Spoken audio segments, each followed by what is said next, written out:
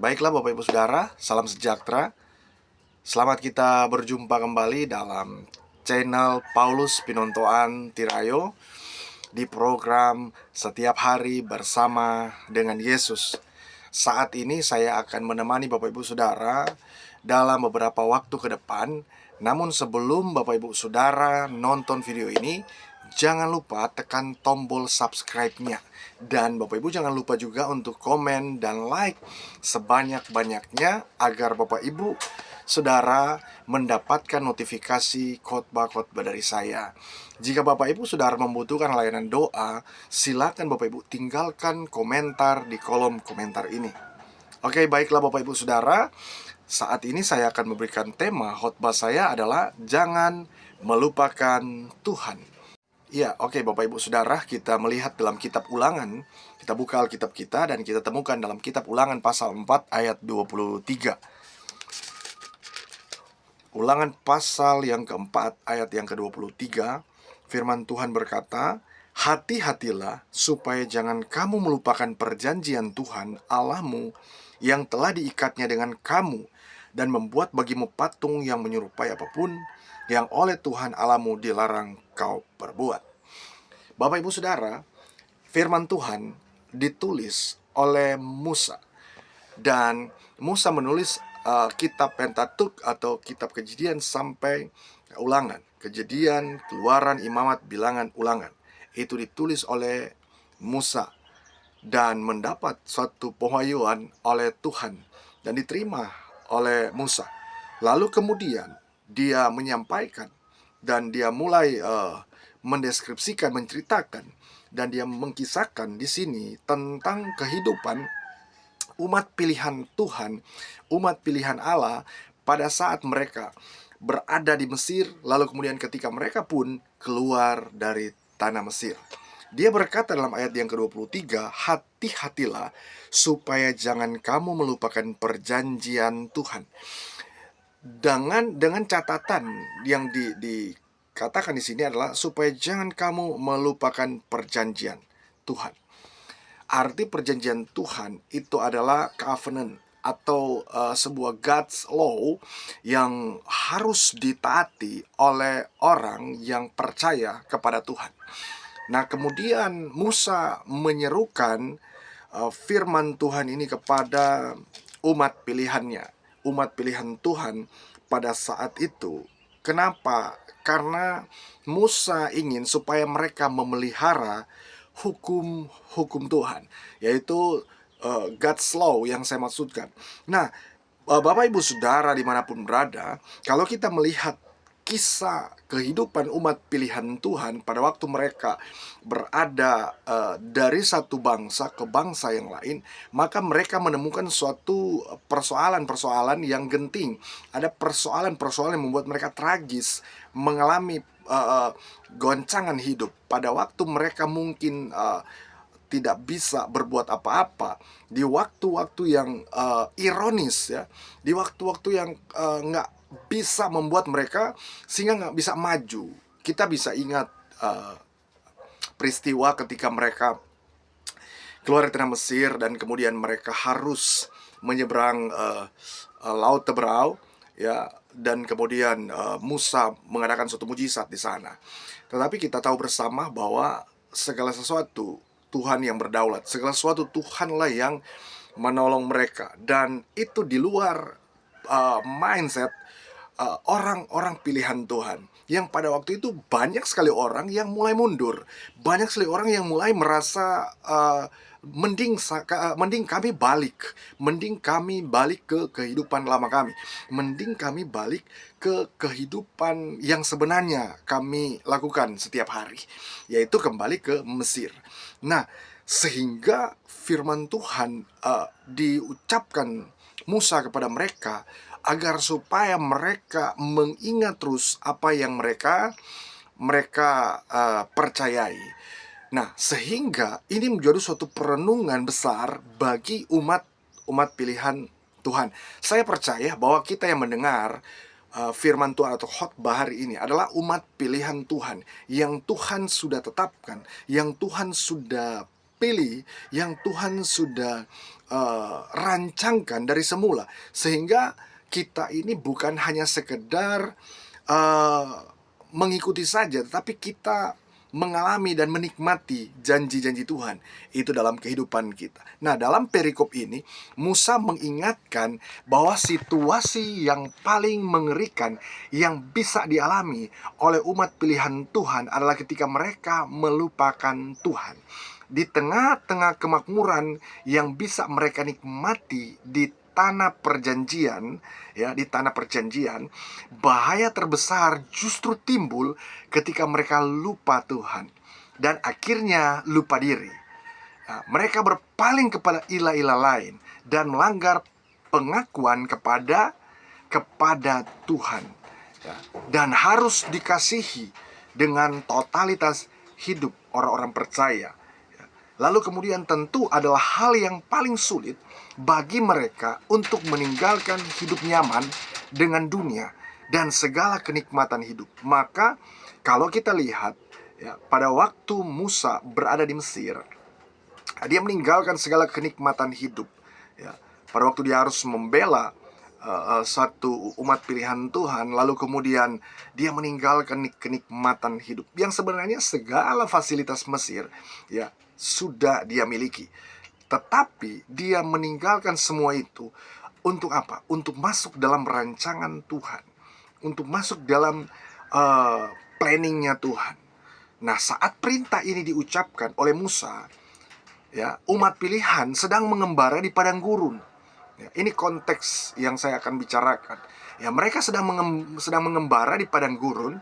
Ya, mereka belum menyeberangi sungai Yordan, ya, untuk mengambil tanah Kanaan. Ya, firman Tuhan ini diberikan kepada mereka sebagai peringatan untuk ditaati, untuk dilakukan, untuk dilakoni, ya, agar supaya mereka terus mengingat akan Tuhan, agar supaya itu menjadi suatu landasan fondasi iman yang kokoh, yang kuat, sehingga mereka tidak lupa Tuhan. Nah, sebelum bangsa sebelum orang-orang yang dipilih ini, orang-orang yang dipilih Tuhan ini, ya, sebelum mereka berdosa dan melupakan Tuhan di tanah perjanjian, Tuhan sudah memperingatkan, Tuhan sudah mengingatkan mereka terlebih dahulu agar tidak melupakan Tuhan. Bahkan Musa tidak pernah merasa capek, merasa bosan mengatakan kepada umat pilihan ini agar mereka bertindak dengan hati-hati dan tidak melupakan Tuhan yang telah melepaskan mereka dari perbudakan. Kalau kita tahu bersama, sekian lama mereka diperbudak, sekian lama mereka terikat dengan persoalan, mereka terikat dengan segala masalah, mereka terikat dengan kebiasaan-kebiasaan yang menyakiti hati Tuhan. Lalu kemudian Tuhan membawa mereka keluar dari sana, yang sebenarnya mereka sudah merdeka, mereka sudah diselamatkan, mereka sudah mengalami victory, mereka sudah mengalami kemenangan demi kemenangan. Tetapi mereka ingin mengalami kekalahan kembali pada saat mereka ingin kembali ke bangsa Mesir, ya. Pada kenyataannya mereka justru melakukan kesalahan besar di mata Tuhan dengan melupakan Tuhan, ya. Firman Tuhan itu menjadi suatu peringatan, ya, buat kita juga yang masih tinggal di bumi ini, bahwa untuk kita tidak lagi melupakan Tuhan, melupakan janji. Apapun dan bagaimanapun yang kita alami, yang kita lakukan, seharusnya kita harus membuat diri kita untuk tidak melupakan Tuhan atau selalu mengingat akan Tuhan. Alangkah ironisnya, alangkah ngerinya ketika kehidupan kita jatuh di tangan Allah, ya. Kita jatuh di tangan manusia itu biasa, tetapi betapa mengerikan ketika kita jatuh di tangan Allah. Alkitab katakan bahwa betapa ngerinya ketika kita jatuh di tangan Allah. Artinya hidup kita itu harus tidak melupakan Tuhan. Kalaupun sempat kita melupakan Tuhan, karena memang kita manusia kadang-kadang lupa, tetapi percayalah, kalau kita ingat Tuhan selalu, sekalipun kita dalam masalah besar, dalam dalam persoalan besar, dalam masalah yang membuat kita nggak bisa bangkit. Tapi percayalah, kalau kita mengingat Tuhan, pasti Tuhan akan memberikan kita pertolongannya lepas pertolongan. Dan apapun masalah kondisi yang kita alami, saya yakin bahwa Tuhan pasti akan menolong kita. Tuhan pasti akan mengangkat kita dari yang tidak bisa berbuat apa-apa. Kita mampu dan sanggup dan cakap menanggung segala sesuatu. Jadi di sini ada beberapa keuntungan yang akan kita miliki ketika kita tidak melupakan Tuhan. Ada beberapa keuntungan. Keuntungan yang pertama, keuntungan yang pertama kalau kita baca di dalam ayat yang ke-40, pasal yang keempat, ayat yang ke-40. Ayat yang ke-40, pasal yang keempat, firman Tuhan katakan, "Berpeganglah pada ketetapan dan perintahnya yang kusampaikan kepadamu pada hari ini, supaya baik keadaanmu dan keadaan anak-anakmu yang kemudian, dan supaya lanjut umurmu di tanah yang diberikan Tuhan Allahmu kepadamu untuk selama-lamanya." Jadi keuntungan yang pertama yang kita akan miliki adalah kita akan memiliki keadaan baik. Nah, keadaan baik yang dimaksudkan dalam kitab Ulangan pasal 4 ayat 40 dikatakan bahwa keadaan baik di sini adalah bahwa dapat diartikan sebagai shalom. Artinya keadaan baik, sehat sentosa. Artinya keadaan yang membuat kita bersuka cita, merasakan damai sejahtera. Kita merasakan shalom yang bukan hanya sekedar kata-kata, tetapi shalom itu hidup dalam hidup kita. Dan ini adalah suatu keuntungan besar bagi orang yang tidak melupakan Tuhan. Sehingga hari-hari hidupnya dia akan terus merasakan damai sejahtera yang tidak diberikan oleh dunia ini, tetapi Tuhan berikan keadaan baik kepada dia. Asalkan apa? Asalkan dia tidak mau melupakan Tuhan seumur hidupnya. Jadi yang kedua adalah keuntungan yang kedua. Keuntungan yang kedua adalah anak-anak kita akan memiliki keadaan baik. Bukan hanya kita saja. Di sini kalau kita lihat di dalam ayat yang ke-40, "Berpeganglah pada ketetapan dan perintahnya yang kusampaikan kepadamu pada hari ini, supaya baik keadaanmu." Ya. Ditujukan kepada seseorang saja. Poin yang pertama. Yang kedua adalah ditujukan kepada anak-anak kita. Ya, ditujukan kepada our children. Jadi anak-anak kita ditujukan, diberikan kepada anak-anak kita, kepada generasi-generasi kita. Ya, keadaan baik itu bukan hanya saya yang mengalaminya, tapi anak-anak kita akan memiliki keadaan baik. Betapa egoisnya kalau hanya kita saja yang memiliki keadaan baik, tetapi anak-anak kita tidak doakan mereka untuk memiliki keadaan baik. Tetapi kalau kita memiliki hati agar supaya kita tidak melupakan Tuhan, maka kita akan mengingat mereka dan kita akan mengingat Tuhan, sehingga keadaan baik itu akan juga diberikan kepada anak-anak kita, kepada keturunan kita yang sekian sekalipun, begitu banyak sekalipun turunan kita, dan itu akan mereka alami dalam keadaan baik. Lalu kemudian keuntungan yang ketiga adalah lanjut umur kita. Nah, kita akan memiliki umur yang panjang, yaitu umur kita akan berlanjut terus. Kalau kita baca dalam kitab Ulangan pasal 4 ayat 40, firman Tuhan katakan, "Supaya baik keadaanmu dan keadaan anak-anakmu yang kemudian." Ya, berbicara yang kemudian berarti generasi. Itu poin yang kedua, yaitu tentang keuntungan, yaitu kita akan memiliki keadaan baik anak-anak kita, ya, generasi kita. Yang kemudian yang ketiga, keuntungan yang ketiga, "Dan supaya lanjut umurmu di tanah yang diberikan Tuhan Allahmu keadaanmu kepadamu untuk selama-lamanya." Dan supaya lanjut umurmu. Nah, siapa yang tidak ingin umur dia diperpanjang dan kemudian lanjut umurnya? Ya, semua orang pasti memiliki keinginan untuk umur panjang. Kenapa? Karena ada momen-momen yang perlu dia alami, yang perlu dia nikmati bersama dengan keluarga, bersama dengan orang-orang lain, bersama dengan siapapun, ya.